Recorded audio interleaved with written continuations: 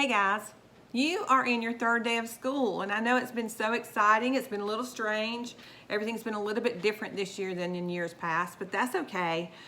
Whether you're in-person learning or you're virtually learning, I know things are different. And you know what? Different is not always a bad thing. So let's just bear with it while we have to. And one day, maybe all this mask wearing and things will be over and everything will never be back to normal though. But that's okay because we have a new normal, right? And sometimes new is wonderful. So we just have to make the best of it and see where it goes. Now, we have been talking about we are family. This is our very fourth week and our last week to talk about families. Families are so important, and God treasures the families that He chose to put you in.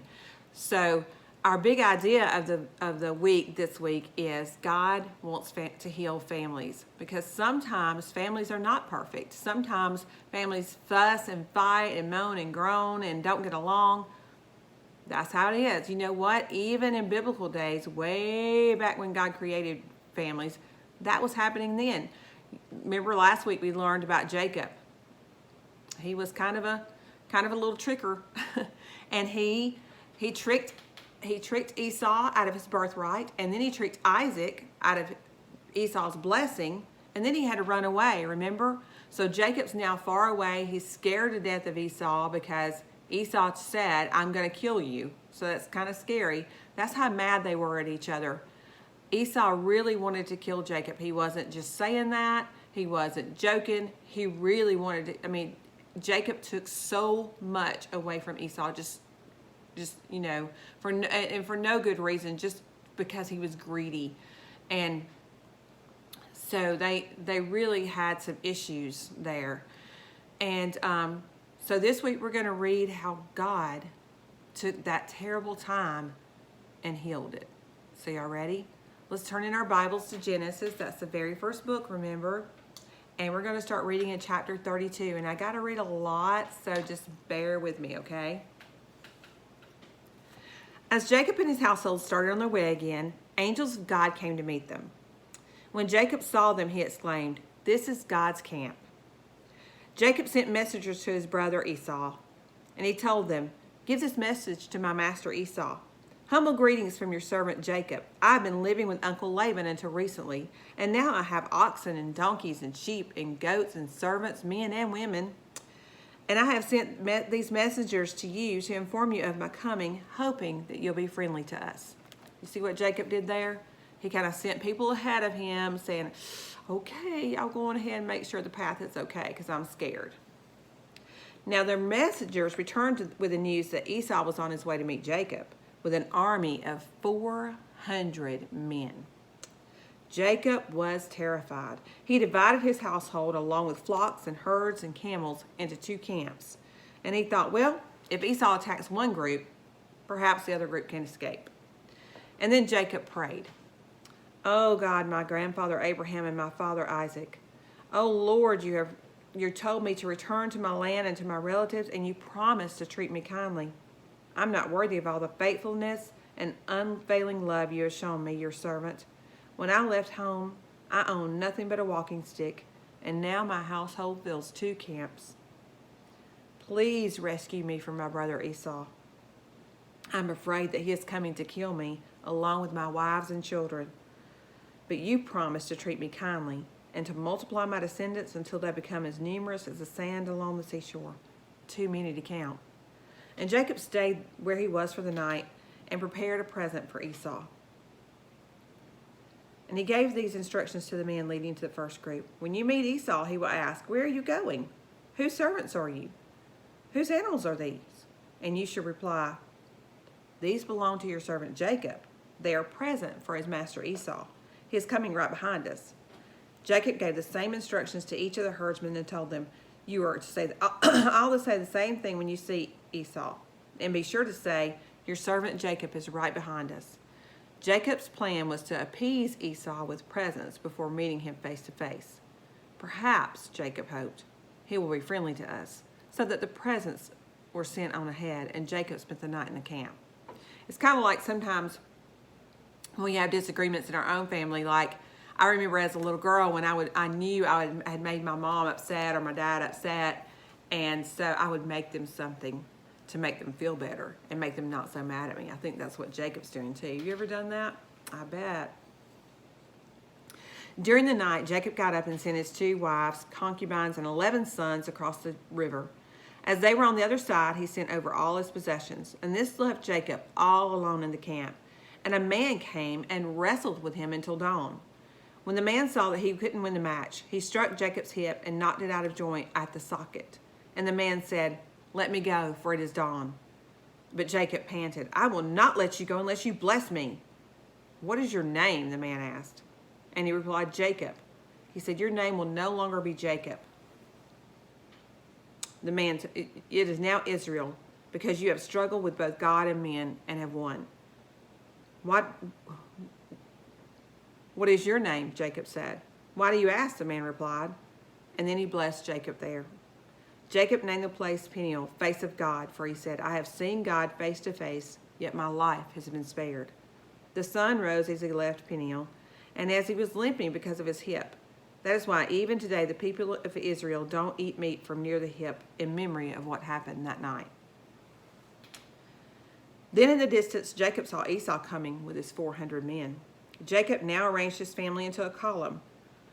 His concubines and children at the front, Leah and her children next, and then Rachel and Joseph last. And then Jacob went on ahead, and as he approached his brother, he bowed low before him 7 times. And then Esau ran to meet him and embraced him affectionately and kissed him. Both of them were in tears. Then Esau looked at the women and children and said, "Who are these people with you?" "These are the children God has graciously given me." Everyone came forward and bowed low before him. And Leah came with her children, and Rachel and Joseph came and made their bows. "And what are the flocks and herds I met as I came?" "They are gifts to ensure your goodwill." "Brother, I have plenty. Keep what you have."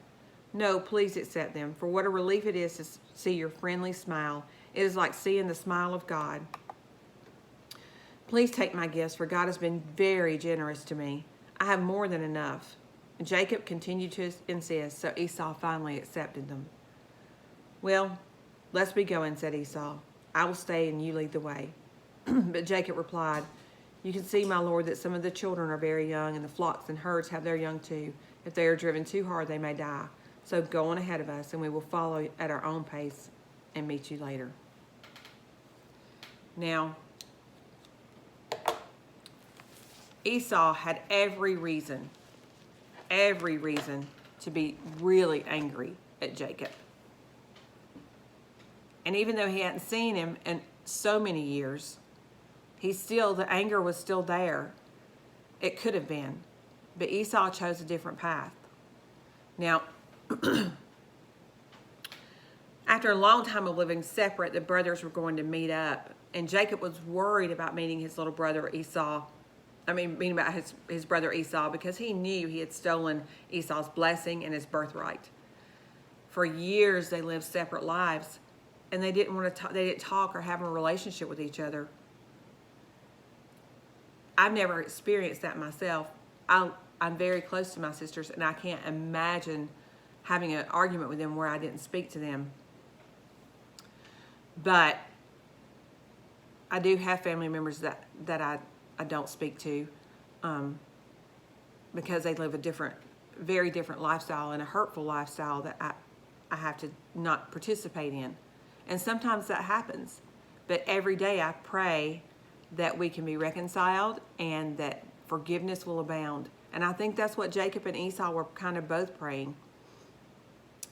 I think Jacob felt truly bad about what he did to his brother, and he was trying to make him less angry by sending all those wonderful gifts. And then, if you'll remember, the night before he was to meet Esau, he had a wrestling match. Now, he didn't know who he was wrestling. He wrestled all night, and when then that person touched his hip and it came out of socket and made him limp, he was wrestling with God. Now, why do you think God chose to wrestle Jacob? And why do you think God couldn't overpower Jacob? I think it was because God wanted to teach Jacob something in this struggle. God changed Jacob's name to Israel which means struggles with God. The next day, after Jacob's wrestling match, he met up with his brother for the first time in years. And when they met, there was no hostility, no anger, no resentment, just love and forgiveness.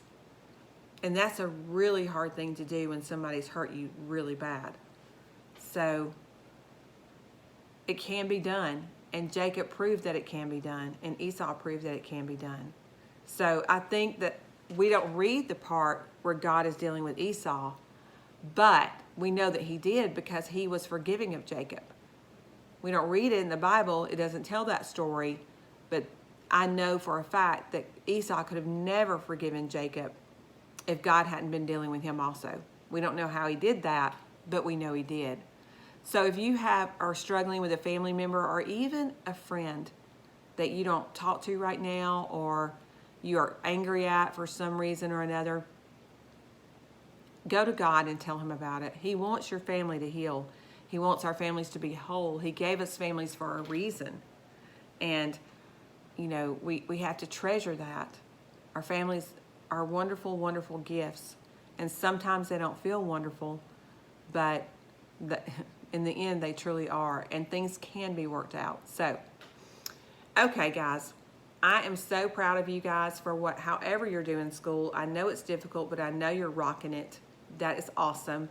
I put a little video on the Promised Land Facebook page to go along with the story. So watch that. It's really cool. It tells the whole entire story, and it's not just Miss Tammy reading it. So go to the Promised Land Facebook page. Mom and Dad, if you're listening, Promised Land Facebook page, I've been putting resources there pretty much on a daily basis. So please join that Facebook page if you haven't. Check it out. There's where you're going to find your resources for your children. We did a porch drop-off last Sunday, and if your child wasn't a part of that, I'm so sorry. I put it on the Promised Land Facebook page, so you need to log into that so you won't miss out on anything. Okay, guys, I'm praying for your safety, mentally, spiritually, physically, throughout the week. And I hope you're praying for mine too. Thanks, guys. Y'all have a most wonderful week. Happy Hump Day.